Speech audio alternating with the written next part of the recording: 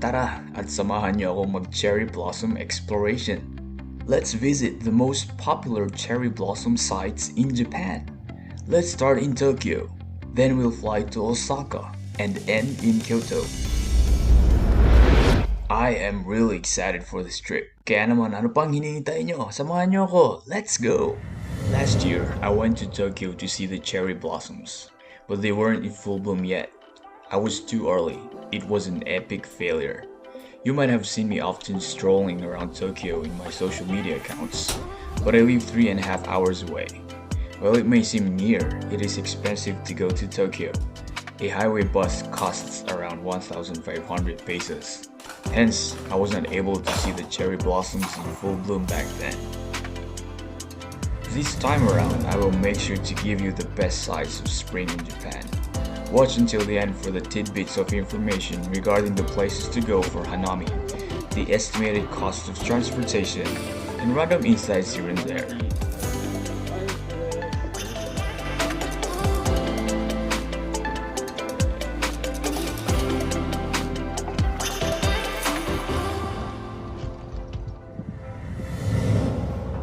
The peak of cherry blossoms varies every year. This time, napaaga. Kaya saktong pagdating ko ng Tokyo, in full bloom na sila. So, sa unang destination natin, let's go to Tokyo. By the way, if you're new to my channel, I would really appreciate it if you hit the subscribe button and give this video a thumbs up. Let's go! I'll have an early morning tomorrow, kaya wala tayong ibang gagawin tonight kundi mag-check-in at matulog ng maaga. Wow, sana all natutulog ng maaga. Lol. It was raining hard when I arrived at Tokyo Station kaya hinintay ko munang humupa yung ulan. When it finally did, I headed directly to my hotel. Nag-book ako sa Hotel Owl, which is a few train rides away from Tokyo Station. I paid 3,500 yen for 2 nights, which is roughly 1,500 in Philippine pesos. To give you an idea, this is considerably cheap for a hotel in Japan, especially in Tokyo.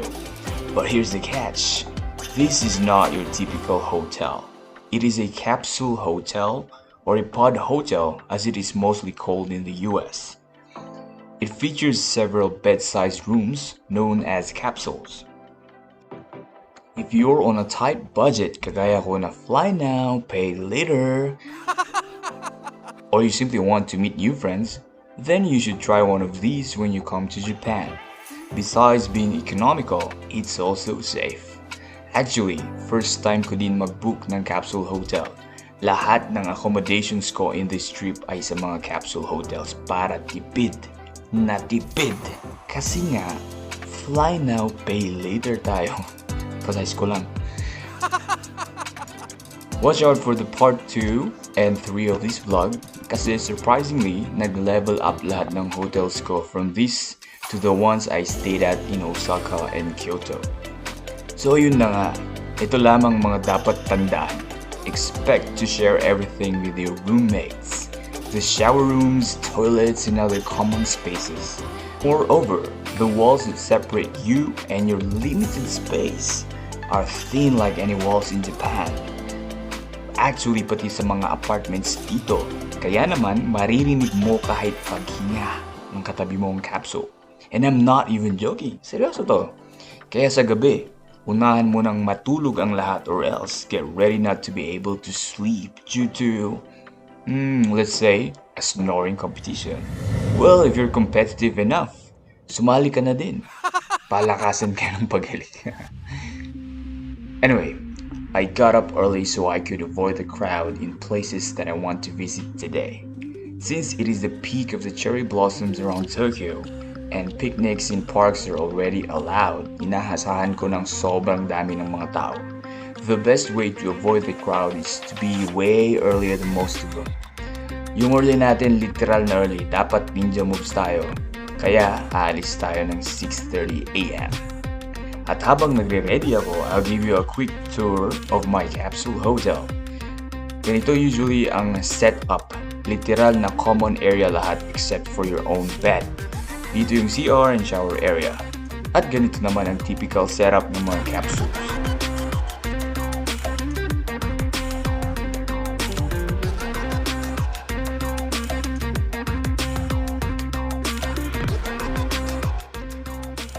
May mga numbers para hindi ka malito kung saan ka papasok.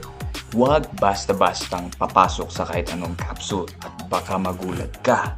Pagbukas mo, boom! Wala lang. Lol. Nasa mixed room pala ako, kaya halo-halo kami dito. Meaning may mga babae, mga lalaki.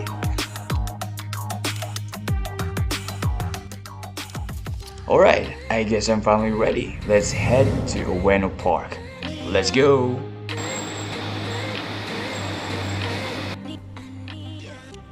Ueno Park is arguably the most popular hanami spot in Japan. Around 1,000 sakura trees are planted in the park. It is frequented by thousands of people, both locals and foreign residents, every spring. Idagdag mo na ang sobrang dami ng mga turista na nagdadagsaan sa Japan ngayon. Yes sir, recently ay bukas na ang Japan for tourists. It is probably the last country to open its borders since the onslaught of the COVID-19 pandemic. Kaya pag may time, come to Japan! Ladies and gentlemen, this is Ueno Park.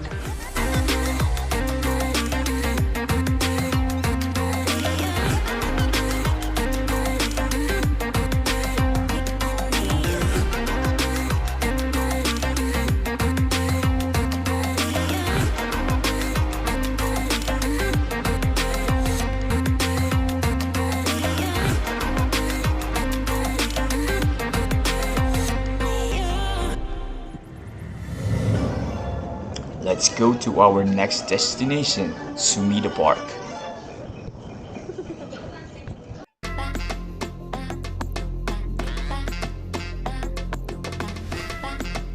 Now, what you're about to see is Sumida Park. Dito, literal na first time ko din so I don't know what to expect. I just realized na by the river pala siya. Approximately 700 cherry trees are planted by the river bank. Across the river, you'll have a sight of the Tokyo Sky Tree. And for your information, it is the tallest structure in all of Japan. Ay, mag-isa ko lang dito sa trip na ito. Sa mga naghahanap kay auntie, unfortunately naiwan siya sa apartment. Ayaw niyang sumama eh. Joke lang, wala talagang auntie-uncle lang ang meron. Si uncle talagang mag-isa. Single and ready to mingle.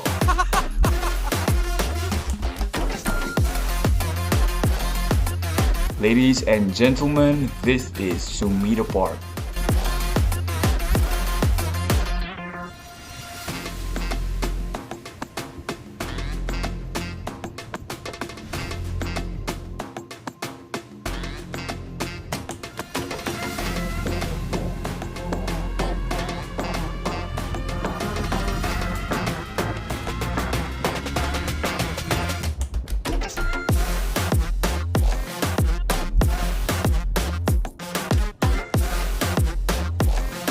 Although I always plan for my trips, those unexpected encounters that interfere with my schedule are always part of the plan. Naks, sana all may mga unexpected encounters, Lord. Hence, I had to cross out a lot of places that I initially wanted to visit in this trip, since I didn't have time to check them out. But if there's one place that I recommend you to visit, it is the Meguro River Cherry Blossom Illumination. The Megurogawa in Tokyo is a popular spot for hanami, with cherry trees forming a pink tunnel over the canal. The section around Nakameguro is the most crowded, but the entire 5-kilometer stretch from Gotonda to Meguro Sky Garden is also sakura lined and can be walked in about an hour. Lanterns are lit in the evenings to highlight the cherry blossoms. Here it is! Well, that ends my Tokyo trip. Tatlong mga major parks ang na-share ko dito that you definitely have to visit when you come to Japan in spring. Actually, there are other several sites which includes the Shinjuku Gyoen National Garden, Inokashira Park, and Yoyogi Park among others. Those that I have visited though are free, while the others may have a minimal entrance fee.